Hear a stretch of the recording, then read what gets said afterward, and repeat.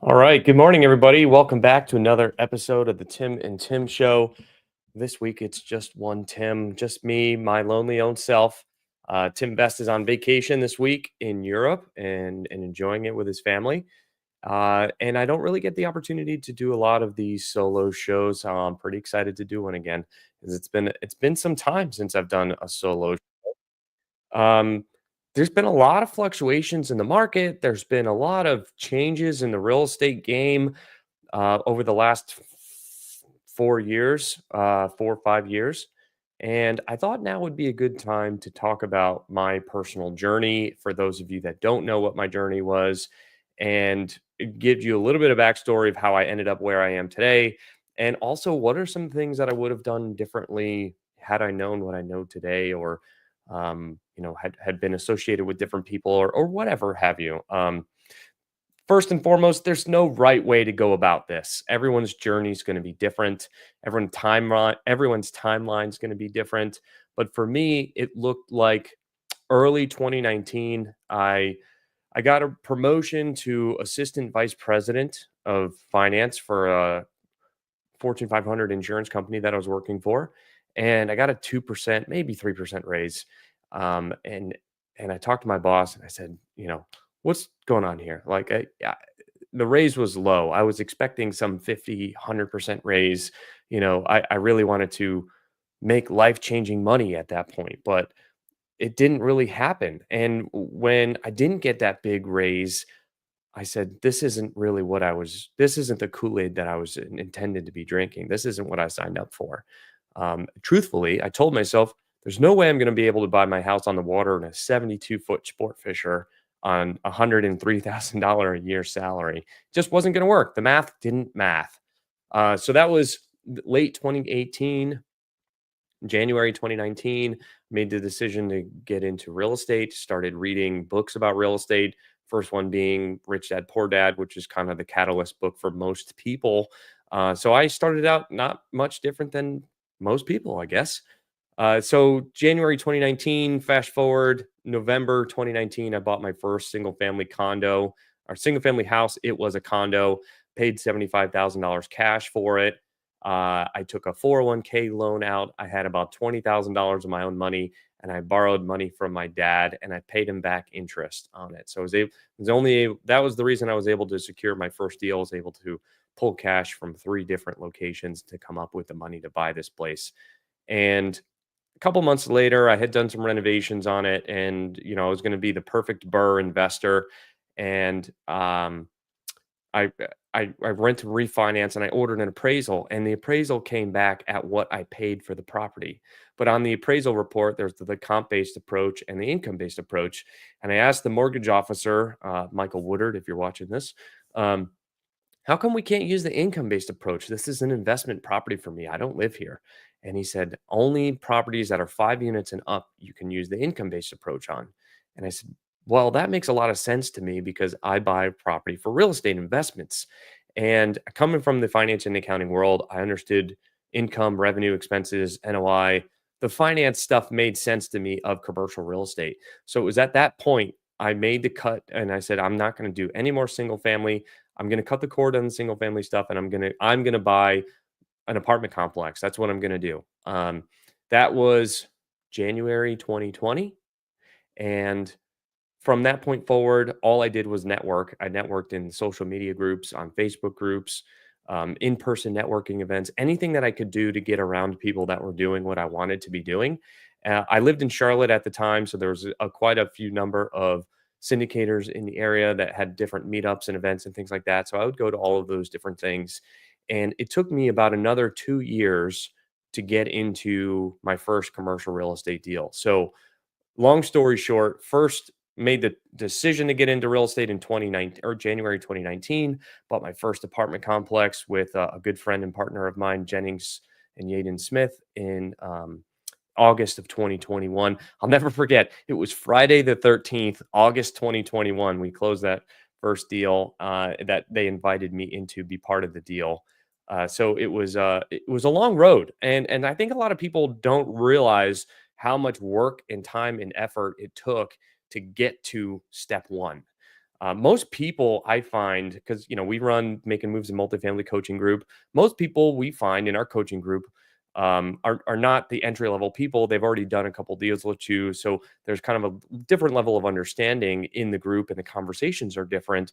But the sentiment is the same, that the first deal is always the hardest deal. And most people will quit before they get to the first deal, because you will have to put in so much time and effort and not make any money financially. In fact, you're quite negative. I mean, you're spending a ton of money going to conferences, events, networking things. You're spending money on whatever you can do to get in the room with people that are doing what you want to be doing. It takes a lot of effort and grit and grind to get to step one. And why is it so difficult to do that? It's because you have to build the relationship capital to get into a deal. And let me talk to you about it from a different perspective now. I have a lot of people that come asking me, they're like, hey, can we partner on this deal? And I look at them now and I say, "W- why do you want to partner on this deal?" And they're like, well, I need your help. Okay, but what are you bringing to the table that I don't already have besides the deal? And the answer usually is no, frankly. If you look at Tim and I now, we have our own management company, we raise our own equity, we sign our own debt, we source our own deals. I mean, we do everything start to finish. So for somebody else to come into a deal with us, it takes a very long time for them to build the relationship capital that's necessary, right? Because there's a lot of different people, that they just keep showing up, right? They continue to show up, they continue to put in the effort, they continue to provide value when no value is expected. And those are the people that you're like, that person's a really good person. I want to help them out. Getting to that point, right? That getting to that point takes a lot of time and effort. And most people want the instant gratification of saying, well, I brought you something, I need something from you, give it to me, and then I'll give you something in return. And that's generally not how it works, because sitting from my side of the table now, it's very much along the lines of, I don't really have to give up any control. I don't have to give up any part of this deal. I'd rather do less deals and have more percentage of ownership or equity in the deal than what I was doing before, right? So it takes a long time to get to that point. And knowing what I know now, I did implement a lot of that. So, shout out to one of my mentors, who's still a mentor of mine today, Tim Bratz. I watched YouTube videos back in the day, and that was one thing that he talked about all the time, was networking and providing value to others with no expectation of return, right? The principles of the Go Giver book. That is one thing that I would not change differently from what I did, because that's ultimately what got me into my first deal. Was I was a go giver. I provided value. I didn't ask for anything in return. I did it from the genuine goodness of my heart, the generosity of my heart, because I wanted to help other people. I wanted to be involved. I wanted to be associated with these types of people that were doing the deals that I wanted to be doing. Um, that doesn't change, right? That is a core principle, that if you're trying to get into this industry or trying to even level up in this industry, you need to find the next person that's ahead of you in the game and figure out, what does that look like for them to continue to provide value to them, right? Very simple concept, very difficult to execute. However, so those are some things that I did right, right? Networking is number one. That was the number one thing that I did correct. That's how I got to where I got today. Um, what did I do wrong, though? The number one thing that I did wrong was I never really actually got a mentor. I maybe could have sped up my timeline. Instead of it taking me 3 years to get into a deal, maybe it could have been 6 months to a year. But I had to learn the hard way, I guess. But I didn't have the money. I wasn't mentally ready to commit to investing 10, 20, $30,000 into a mentor, right? Because I thought that I could just read the books, I could network, I could be associated with these people, and that's how I would get into a deal. Did it work? Yes. But it took me potentially a whole lot longer to get into a deal than I thought it was going to take. So the number one thing there I would have done is I would have paid for some level of networking and inspiration. Thanks, Will. You're an inspiration. I appreciate that. And you've come a long way since we first met, man. We've been friends for a couple of years now, so good on you. I've been watching. um so the number one thing, I never paid for a mentor. I truth be told, I can't tell you for a fact if it would have helped my journey or not. I really can't because I never did it. I know that Tim Vest was part of a couple different groups and a couple different masterminds. I was part of a handful of them myself. And who knows? Maybe it would have helped. Maybe it wouldn't have. I I can't tell you how it can impact you. All I can say is that if you invest in yourself and you invest in your network, it will pay its dividends if you're around long enough to realize them. If One of my favorite quotes is opportunity gets tired of persistence. And if you are persistent in your goal of trying to achieve, of trying to become a real estate investor or syndicator or whatever that looks like for you, house, single family house flipper, industrial flex space expert. I mean, there's so many self storage. I mean, there's so many different facets of commercial real estate that you can get, or any kind of real estate that you can get into. The biggest thing is that you have to pick one thing and stick with it. One thing that was a problem for me was when I first got started, I was looking for deals all over the country. I was like, "Oh my god, I like Texas is great, Florida is great, um, the Carolinas are great, Georgia's great." I was looking all over for deals, and ultimately, what that made me do was spin my wheels because I never became an expert on a single market. That's one thing that I made a mistake on, and once we changed our parameters of where we were looking for deals, we started to build relationships with brokers and investors that wanted to invest in those target markets. And that's when things really started to click and put together. Was when we committed to a market. And part of our pitch now, right? And part of our pitch now is Tim and I both live in North Carolina. He lives in more central slash western Carolina. I live on the eastern Carolina coast, and we cover North and South Carolina very, very, very well. And Tim Vest has lived in North Carolina his entire life. He's never lived anywhere else except for North Carolina. And when somebody that doesn't live in the Carolinas wants to invest in the Carolinas, they want to invest with somebody that knows the market better than they do. And what better of a way to invest into a deal with somebody that lives in the market, and if shit hits the fan, essentially either one of us can be at any of our properties within 2 hours.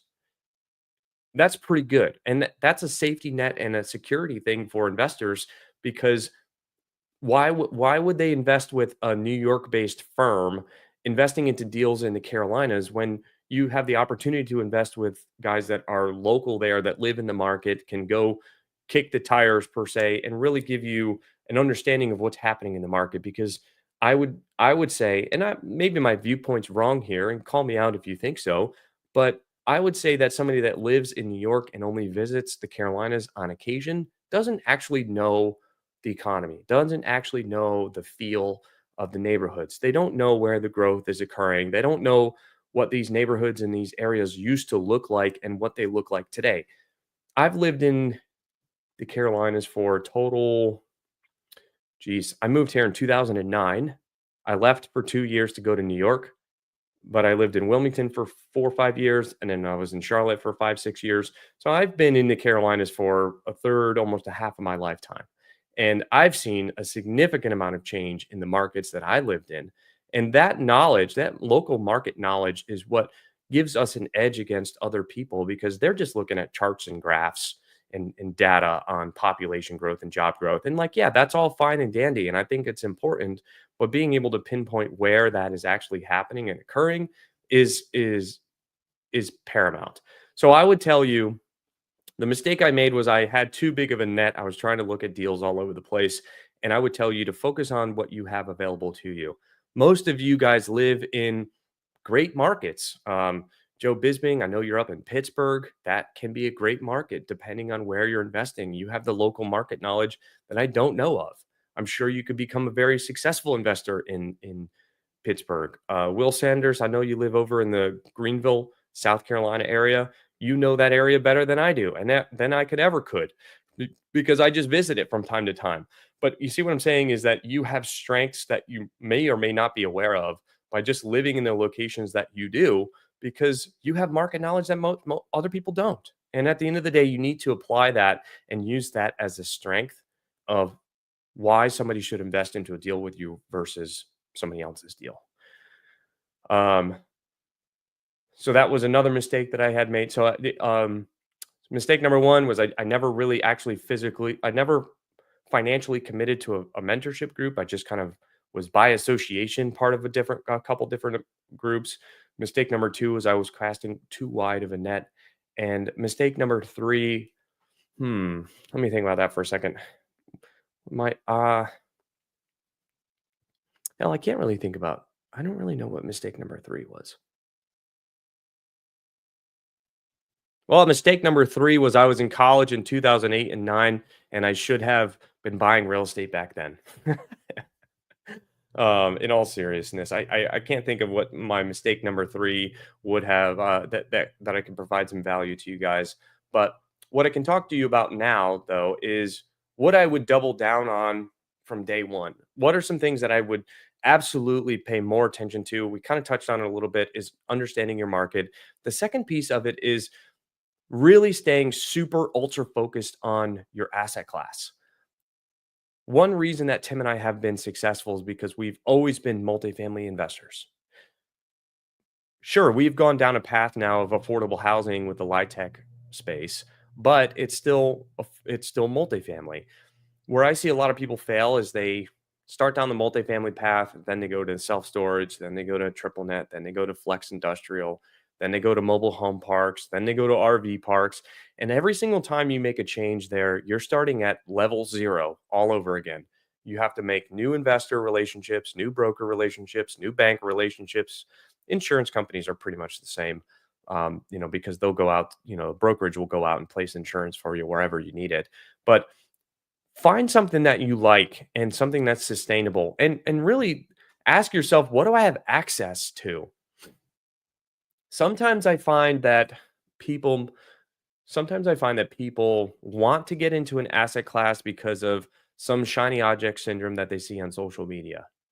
And they might not have access to the industry knowledge to be successful in triple net, or they might not have access to deal flow and investors that want to invest in mobile home parks. You have to kind of take a self audit and say, what can I be successful with? What do the conversations I have with people, which ones of them land, right? Which ones do I feel like are successful? For me, it was always multifamily from day one. I don't know why. I think because I enjoy multifamily, I like the asset itself. I enjoy walking the grounds of a property. Um, I don't like self storage. Nothing about it excites me. I don't feel like it's very personal, which for some people is much better, right? It could be a great business plan. And not saying that you can't make money in self storage, right? Mobile home parks. You have to be willing to deal with the problems of a mobile home park. I'm willing to deal with the problems of a multifamily property, right? So you see where the mindset there is, it's what I'm comfortable with and it's what I'm accepting. I know will come with its own face challenges and its complications and difficulties, but it's something that I'm proud of. If you're proud of self storage, if you're proud of triple net, if you're proud of mobile home parks, that's it for you. That's important. And you have to make sure that you stay down that path because it's very easy to get shiny object syndrome and go to the next thing, especially right now, because look what's happening in the market. I mean, multifamily property values are being crushed and insurance costs are rising. A lot of rents are flat or declining. Debt is really, really expensive and you're losing leverage and your debt coverage ratios are going, are very difficult to cover. So multifamily is not sexy right now. I'll admit it. I mean, it's been difficult, I'll tell you. But at the end of the day, I know that if I buy deals now in this down market, I know that in the future I will be successful. So I wouldn't be surprised if 3 to 5 years from now, when the multifamily market picks up again, and Tim have been buying deals for the last 5 years during this down market, and now we're starting to sell all of these deals at amazing profit margins. People are going to come to us and tell us, "Oh man, you're so lucky that you were buying deals during this down market. If I had known it was a down market then, I would have bought stuff too." Well, here's your warning. Here's your news flash. It's the down market right now. Go out and buy as much as you possibly can. Um, So yeah, so that's what I would double down on from day one is making sure that you really know your niche, know your why of why you're doing what you're doing. Money at the end of the day is not going to solve your problems, and your why has to be strong enough to be bigger than money. Money is a tool at the end of the day. It's not something that's a driving factor. And I won't lie to you and tell you that it can't be a driving factor in the beginning. And it is very much a driving factor in the beginning for most people to get into the real estate industry. But it once you get a certain level of success, the money isn't that exciting, right? How much money you're going to make doesn't excite you as much as it used to. It is a means to an end. Whenever it's like whenever we buy a new property now, it's not that exciting to put a deal under contract, and it's not that exciting to close it anymore. It's just another property. It's another cog in the wheel of business. Because ultimately, at the end of the day, we're building businesses around buying, repositioning, operating, and exiting real estate, right? That's our business that we do. So it's really a kind of a different mindset of how to look at it. Um, so yeah, so that's what I would double down on. Know your niche, self storage, affordable housing, conventional housing, HUD housing, whatever it is, right? I mean, there's too many options. Double down on that from day one. And the second thing I would do is I would really pay attention to who's part of your team. My goodness, I couldn't tell you how many different teams we've had put together, how many partnerships we had that had fallen apart. Um, it's interesting to see which ones have surfaced as the stronger relationships that may not have passed the sniff test to start, and the ones that had failed that we thought were going to be successful forever. Do a better job than I did on interviewing your partners and your team members. And I can tell you that when you have a better relationship with them and you understand their core principles, that's what makes business a whole lot easier and a whole lot better. And I can tell you, I did that right with Tim Vest. We did, gosh, we did so many co-GP deals. We did about $100 million in assets as Upside Capital and Harvest Property Group before we started Vive Equity and Vive Property Management, because we needed about that much time to vet each other to make sure that we really wanted to get in bed with each other. But now that we're here and we've been Vive now for about a little over 2 years now. Now it's a lot easier because I just know, hey, anything that comes in the door, we're splitting it 50-50. Doesn't matter what it is, doesn't matter when it happens. Either Tim's bringing something to the plate or I'm bringing something to the plate. It comes in waves. And it's just how it goes, right? You roll the punches, you take the wins together, and those are good, but you also take the losses together. And let me tell you, when you start having some losses together, that'll tell you who's what people's colors truly are. Uh, Everything's great when it's great, but everything's really bad and gets continually worse when things are difficult. When everyone's making money, everyone's happy. No qualms. It's easy to get debt. It's easy to get insurance. Rents are filling up, no problem. The market's hot. You can sell property at any moment if you need to. That's a pretty low stress environment to be a real estate owner. But when things are difficult, when you have loans coming due and you have tight cash flow because insurance increases, and you're trying to refinance a property and you might have to do a cash in refi because your leverage was cut at the last minute because of a change in underwriting of insurance assumptions. I mean, we have experienced some really low lows over the past couple of years, and and it's important to make sure that you know who you're in bed with, right? So make sure you double down on your teams, on your partnerships, on whoever is part of your group that's going to help you be successful in this industry. Hold on a second. Got to wet my whistle here. Um, all right. One thing I want to talk about now is my evolving philosophy of passive cash flow, which I think is a lie, or equity growth. I made a mistake. I guess this could have been part of my first section here is top 3 mistakes that I made and what they cost me. I made a mistake that I valued equity growth above all else for too long. Everything that I had did or done had did. Gosh, my English is terrible. I'm a numbers guy. Can you tell? Everything that I had done was targeted towards equity growth. And I said, if I can put money in now and get paid substantially more later, I'm going to do that. I'm going to focus on equity growth instead of cash flow. I'm going to scratch the word passive cash flow because there's nothing passive about investing in real estate, especially if you own the management company or you are the manager of a company. Passive cash flow is only true if you're on the limited partner side or you are, investing in a fund or something where you literally have to do nothing. That is passive cash flow, but there's nothing passive about operating a real estate deal. Um, Cash flow. I didn't focus enough on cash flow. I valued equity growth above all else. And the reason that I made that mistake was because now equity values are down big time. And, I have a very substantial equity net worth, but converting that equity to cash by exiting deals is very, very difficult right now. And right now, I'm wishing that I had more deals that were in a more cash flow positive position rather than forced appreciation, value add, equity growth. Yeah, Josh, that's correct.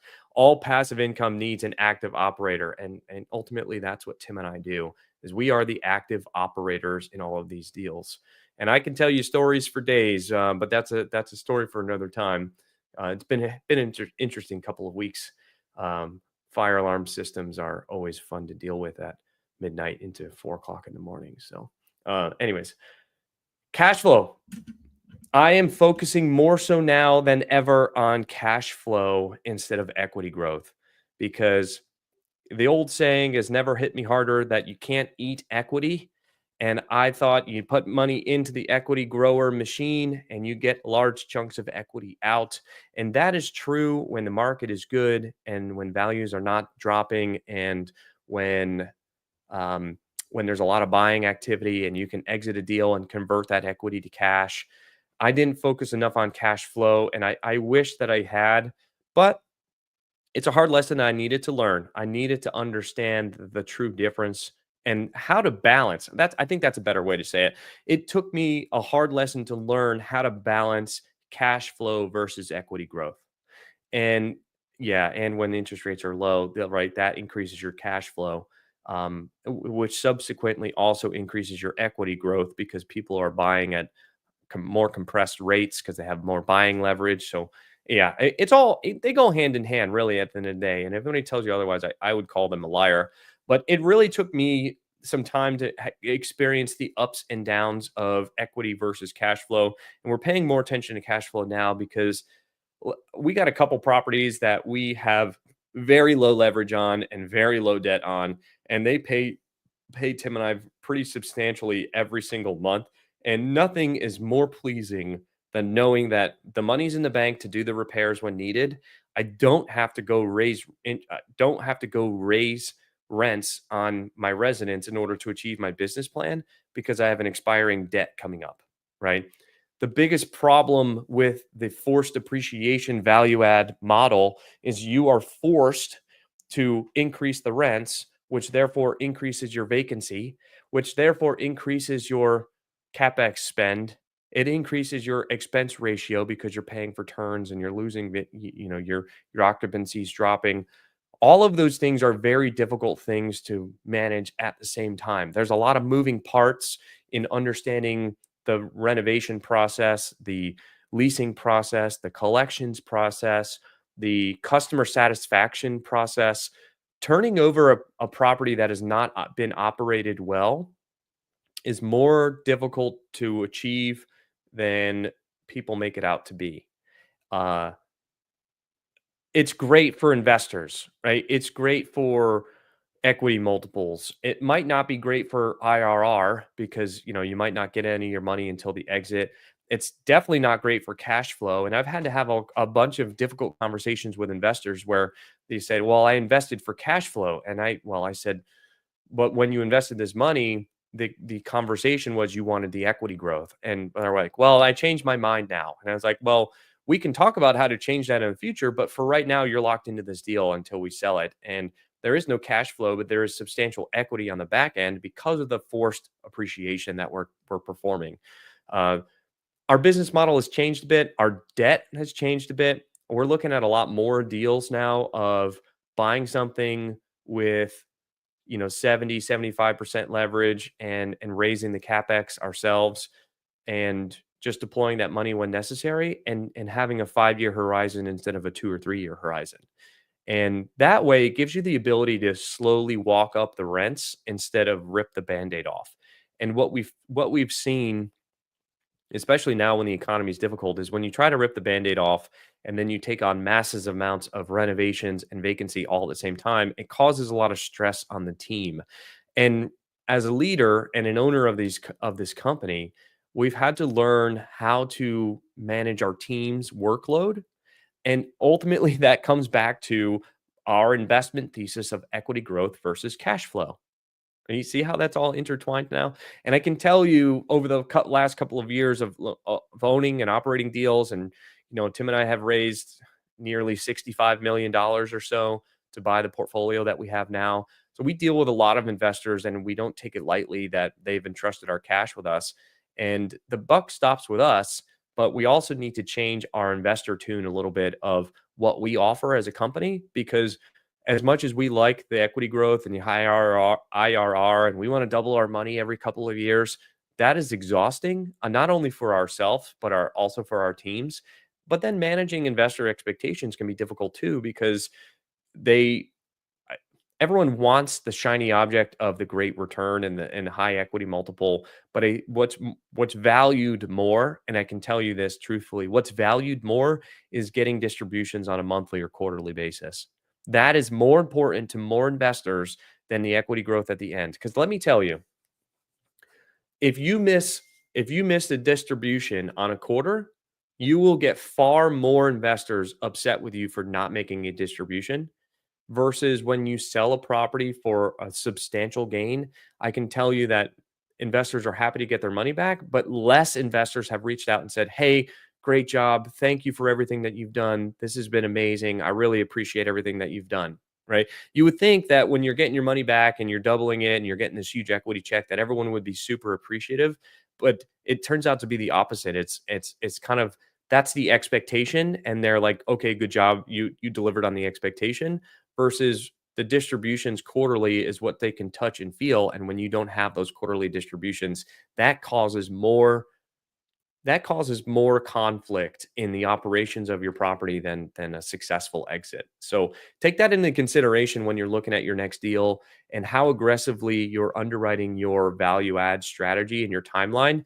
And it might not be as good for your IRR to stretch it over a 2 to 3 year window or even a 5 year window, but I can tell you on the security of being able to execute on the business plan and manage the stress of the team, it makes it a lot easier to combine the two. So balance your portfolio.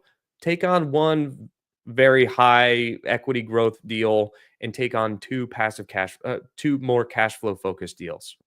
What I'm saying is buy 2 deals that you can buy with, 5-year debt, and then buy 1 deal that's a heavy value add that you have to turn over 100% of the tenant basis, because that stress on the team is very, very stressful.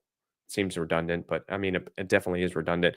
But let me tell you, that is what absolutely will make it so that you can do this business for the long run, because I can tell you that doing every single deal as a value add deal will burn you out faster than faster than no other, and you're going to want to quit faster than what you would like, because it's exhausting. So all right, I'll stop over my soapbox here, but I hope you guys learned a little bit more about my background and my past, understanding the mistakes that I've made, some things that I would do differently from today, and how my investment philosophy has changed over the last 5 years, what we're focused on into the future, and how we're going to be changing and managing our stress and workloads and lifestyles, ultimately based on how the market's performing, how the portfolio is performing, and understanding what types of deals we're going to be going after and what types of debt we're going to be going after for those same deals. So appreciate everyone joining today and hope you learned something. And just super grateful that you guys have been doing this show with me. It's been almost 3 years now, so there's a lot of content to go back through. So yeah, I appreciate everything. So see you later. Peace.